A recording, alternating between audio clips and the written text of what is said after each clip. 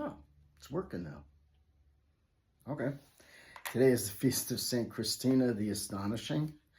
Um, she was orphaned, raised by her two sisters. At 21, she had a seizure that was so bad, it was probably epilepsy, but it was so bad, they used the word catalytic. Anyway, catonic. Anyway, it wasn't catonic, it was catalytic. This source is from Laudate. That they thought she was dead. So at her funeral, she started to levitate. And in the story I've read before, everybody ran out of the chapel but the priest, and he ordered her to come down. And when she did, she had recounted that she had been to heaven, hell, and purgatory, and that she was sent back to pray for the souls in purgatory. Because, like I've said before, there's no point in praying for someone in heaven. They don't need your prayers. They've already achieved everything they need, and if you're in hell, it won't matter. So purgatory is the only reason we would pray for the dead, is for those in purgatory. It's the only thing that makes sense. So she comes back with that as her ministry. Her life was cataloged by, I think, 2 different priests. She had some unusual traits and abilities. She couldn't stand to be near most people because of the sin. She could smell their sin.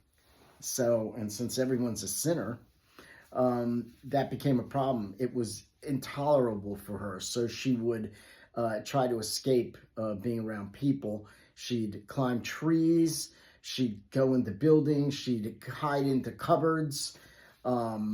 She would levitate away from people because the smell of our sin was so bad. She lived a life of poverty, even by the standards of that time. She lived in rags. She slept on rocks. She ate what she could beg. She, not in the poverty line, but she would roll in fire.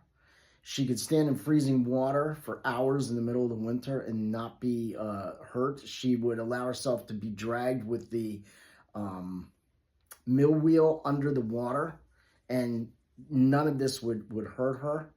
She wouldn't get injured. She was given to ecstasies, and during her ecstasies, she would lead souls to purgatory, the recently dead, and she would lead those from purgatory to heaven.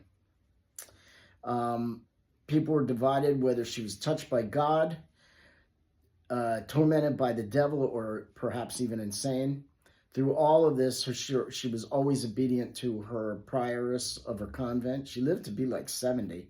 So she lived through a couple of different priesses, leaders of her convent, probably. Many sought after her advice. She was born in Belgium in 1150 and died in 1224, I believe. Saint Christina the Astonishing, pray for us.